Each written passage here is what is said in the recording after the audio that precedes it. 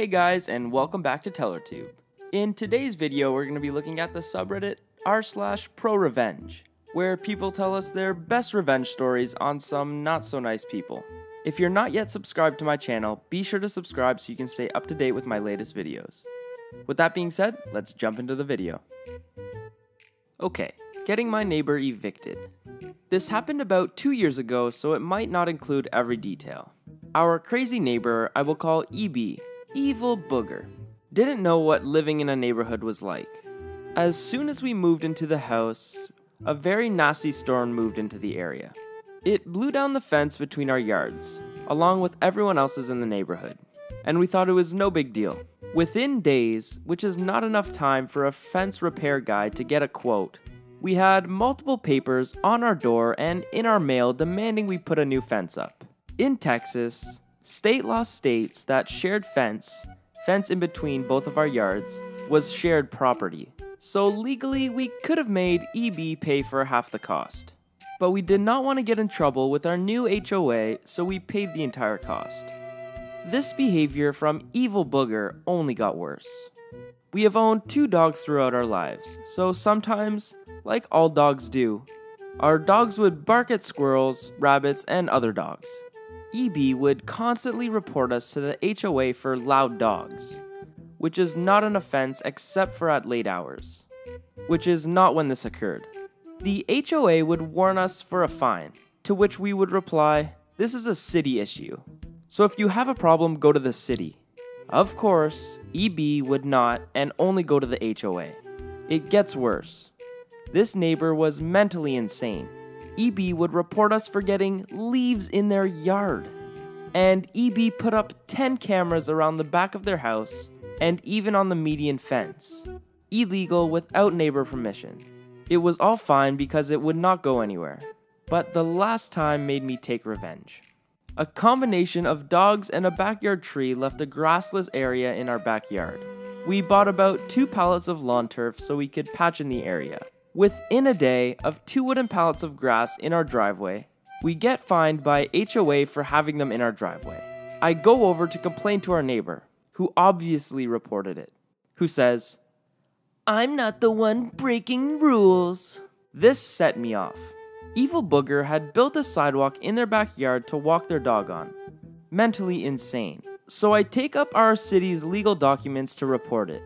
After asking them to remove it, EB said they could build it because it was on their property. The city investigates, and after 3 days of filing the report, they demand EB remove it because it was built without a permit. The city also cites EB not owning 2 trees in their front yard, city law, to which EB claims their 2 shrubs were trees. I wasn't told everything by the city, but EB got evicted. They rented. For multiple infractions and failing to remove illegal built sidewalks and patios. We now have a very nice family living next door who are very happy to live the neighborhood life. This was all because my dog barked too loud. In my 35 years of being in sales and sales management, that was by far the most interesting performance review I have ever witnessed. Okay, guys, I know this is a long one, but I assure you, this is a juicy one. I was working with a B2B sales company. We sold services to companies basically. And this company had managed to hire the most incompetent, lazy, and jealous sales manager I have ever come across. We were a team of 5 salespeople and a sales manager. All 5 of us salespeople hated our sales manager for various reasons, but we liked her personally. I was the top salesperson on the team. I was sitting at 170% of my yearly objective and was well on my way to President's Club. This is largely because I was the only salesperson on the team with real sales experience, and the sales manager was too incompetent to train a team. So my VP came down for our yearly performance reviews, and I was called in first. It was my VP and Miss B, short for Booger. I was expecting a positive performance review. Right off the bat, Miss B hits me with, "Sting, you know our location hasn't been performing at objective for a number of years. And we suspect this is because salespeople are misrepresenting their daily work." I'm taken back. "Sting, I don't think you are actually doing what you say you are doing in your CRM. This is something that could get you fired." I looked at Miss B and I said, "Really?" She said, "Yeah." I hit her back with, "I'm shocked you decided to go this route." Miss B, with a confident smile, said, "We gotta do what it takes to get this location on objective." I said, "Alright, let's play a game. Miss B, pick a day. Any day in the CRM and let me prove to you that I went to all of my appointments and did all my stops as recorded." "Well, Sting, I'm not saying you never go in the field. I just think some days you stay at home and put in BS notes in the CRM. I said, "Miss B, pick a day, any day. Pick a day you think I lied about my sales activities." So Miss B picks a day.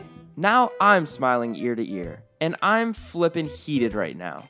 I notice the VP is smiling at me and his head is slanted to one side. I suspected he knew Miss B was about to get absolutely flippin' owned. And he was right. So she gives me a day and I turn to the VP. "Mr. VP, are you aware of how Android phones work?" VP responds, "Enlighten me." I said, "By default, Android has location services turned on. And in fact, Google will track where you went and when. Naturally, I carry my phone everywhere, so let's compare what Google says I did that day to what my CRM says." So I pull up my Google location services for that day, and surprise, surprise, is a match. Miss B is obviously very concerned at this point.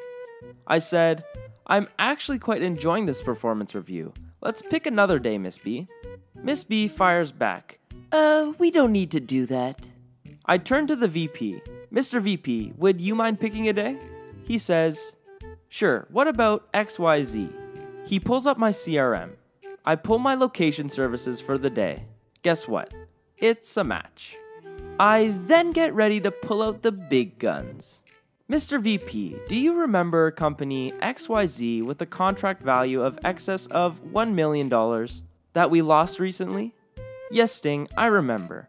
Apparently our competitor won them over on price. We can't win them all." "Mr. VP, here is an email from their VP basically stating they've decided not to go with us for our failure to provide 3 samples for them to decide on which product worked best for them. Sting, can you forward that to me?" "Sure, not a problem, Mr. VP." I forward it over. "Mr. VP, while I'm at this, let me forward you over several email chains before this where I clearly asked Miss B to order those samples. In fact, in those very same email chains, she confirmed that she had in fact ordered the sample. He asked me to forward those emails to him, so I did. Now, Mr. VP, I had our service department look to see if any orders had been placed for those samples. No orders were actually placed." He said, "I'm going to look into this." Miss B is friggin' sweating mother flippin' bullets at this point. My performance review just turned into her performance review, and stuff's not going right. "Mr. VP, I have one more thing I'd like to bring to your attention. Do you mind if I step outside for a minute so I can show you?" He said, "Sure. I need to have a talk with Miss B anyway." Now I need to mention that several years prior to this, a general manager at another location sexually assaulted a woman.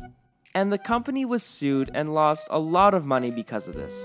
Since this incident, the company is putting a very clear-cut policy: no sexual relations between management and people who work for them. It's immediate termination for the manager. Now another sales consultant in the office was named Joe. Joe was a married man with 2 beautiful kids, and Miss B had the hots for him. She tried to get with him multiple times, twice on text. Joe and I had talked about if he should report this transgression. I walked into the sales office and said, "Joe, I think it's time we get a new sales manager. You got those texts?" He looks at me and goes, "Is today going to be the day?" I said, "Today's gonna be the day." All the sales staff knew what was going on. The mood of the office was lifted. Joe and I begin walking back to the conference room when the local manager, who is not part of the performance review, saw Joe and I and asked, "What's going on?" And Joe said, "You're going to need to hire a new sales manager soon." Location manager was confused. He said he's coming into the meeting. We said fine. I knocked on the door. Mr. VP said come on in, so I did. There we stood, Joe, myself, and the location manager. Miss B knew exactly what was about to happen.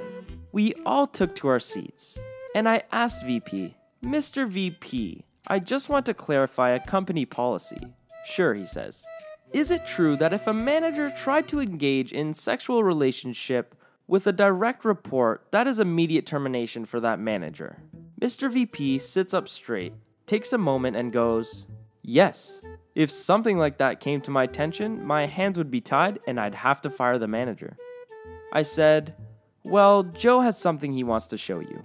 Miss B got up and walked out of the conference room.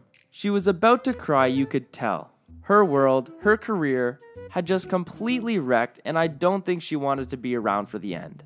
Joe went on to tell VP how he's a happily married man with 2 beautiful kids, and Miss B kept hitting on him.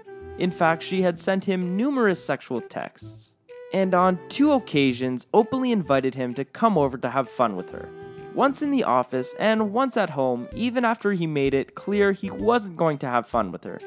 Mr. VP asked to see the text, and Joe provided them. The VP asked him to screenshot those and email those over. Joe said he would. Then VP said, "I'm going to need both of you to go back to the sales office. The location manager and I have some talking to do." We walked back into the sales office. I noticed the sales manager office had looked cleaned out. Apparently, Miss B was bawling. She was a wreck and crying, and said she was going home. Joe laughed and said, "Yeah, she won't be back." It was about 20 to 25 minutes when the VP came into the sales office and asked me to come into the conference room again, so I did. I sat down and the VP said, "Well, I would like to inform you that Miss B has been terminated effectively immediately. With this being said, after your performance review and looking over your numbers, you are our top sales rep in this location and deserve nothing short of stellar remarks on your review, and you'll be getting that." I said, "Thank you.